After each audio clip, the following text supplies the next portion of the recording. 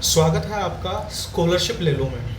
आज हम बहुत ही शानदार स्कॉलरशिप लेके आए हैं गर्ल्स के लिए।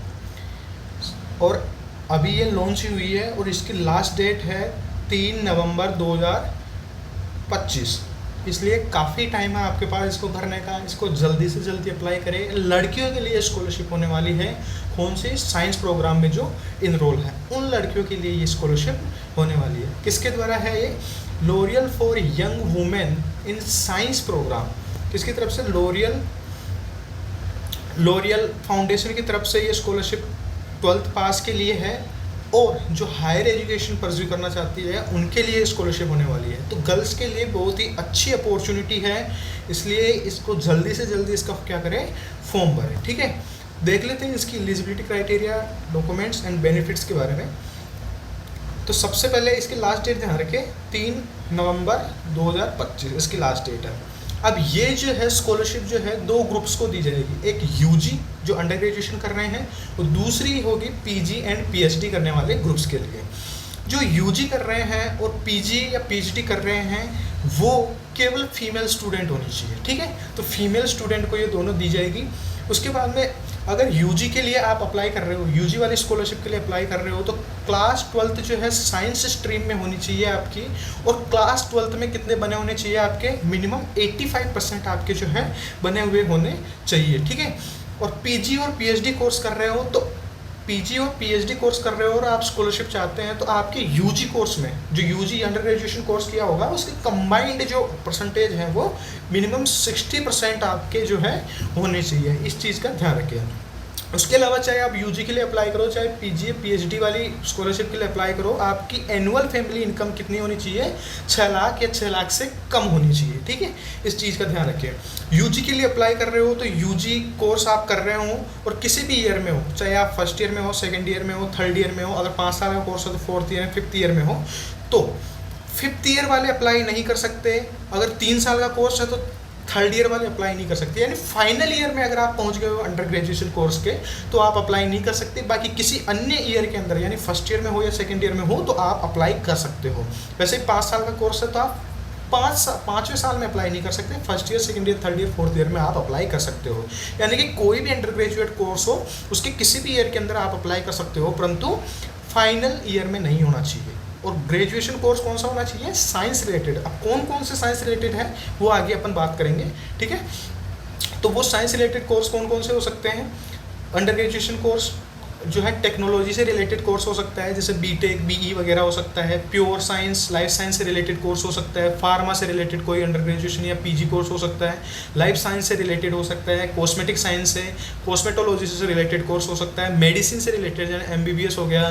पोस्ट ग्रेजुएशन कर रहे हो मेडिसिन के अंदर, किसी जैसे सर्जरी में पीजी कर रहे हो, मेडिसिन में पीजी कर रहे हो, इंजीनियरिंग के अंदर कर रहे हो आप पीजी एमटेक वगैरह, उसके लिए बायोटेक्नोलॉजी के अंदर आप पीजी वगैरह कर रहे हो, या फिर जनरल डिग्री कोर्स कर रहे हो तो आप जो है इसके लिए एलिजिबल होंगे, परंतु आप फाइनल ईयर में नहीं होना चाहिए। इस चीज़ का ध्यान रखिए। और ये पैन इंडिया के लिए अवेलेबल है, जो है इंडिया की कोई भी गर्ल्स इसका जो है फॉर्म भर सकती है।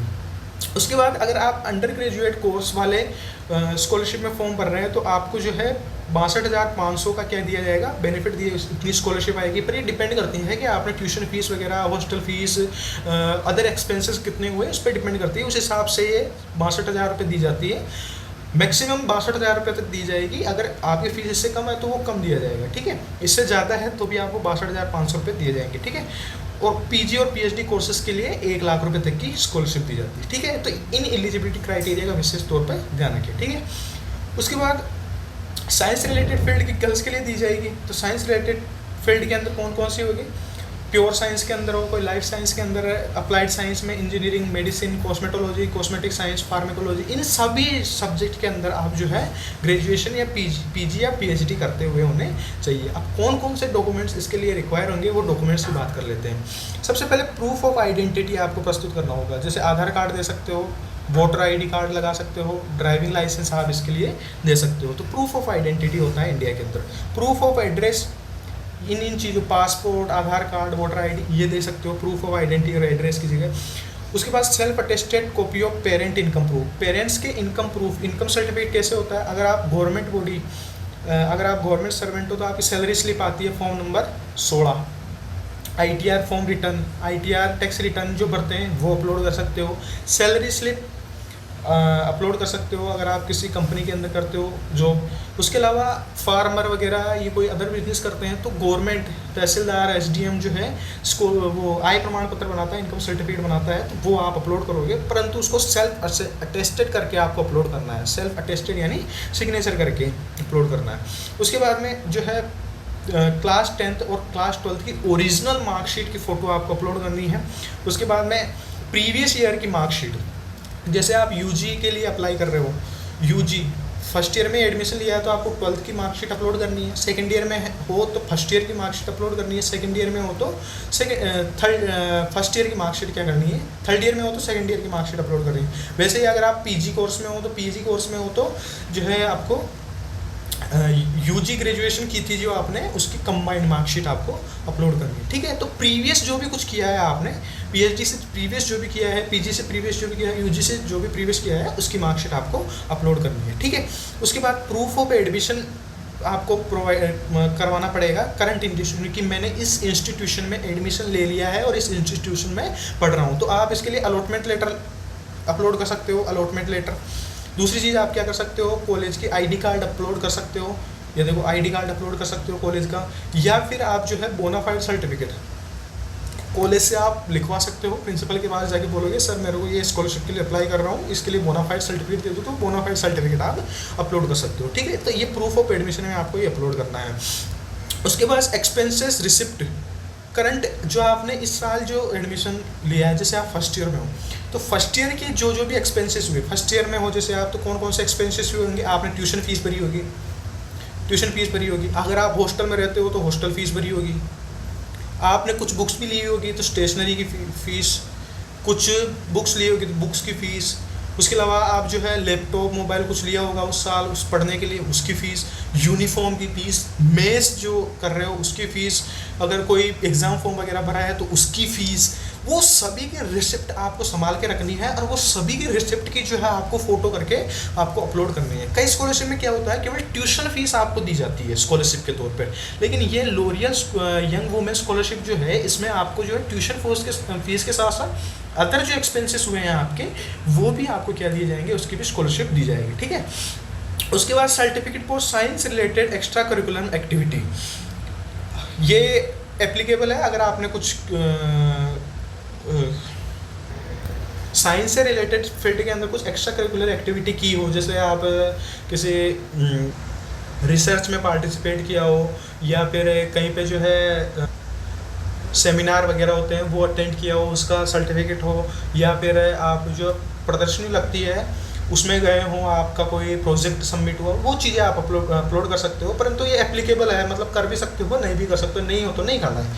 उसके बाद स्टेटमेंट ऑफ पर्पज़, ये इम्पोर्टेंट है। स्टेटमेंट ऑफ पर्पज़ क्या होता है, स्टेटमेंट ऑफ पर्पज़ क्या होता है, ये जो है आप आई बटन के ऊपर एक वीडियो का लिंक आ रहा होगा, उस पर चेक कर सकते हो कि ये स्टेटमेंट ऑफ पर्पज़ आपको किस तरह से रेडी करवाना है, क्या क्या चीज़ें लिखना है, वहाँ से आप इसको चेक कर सकते हो और वहाँ उसको देख के आपको अपलोड करना है। उसके बाद रिसेंट साइज पासपोर्ट फ़ोटो आपको अपलोड करनी है।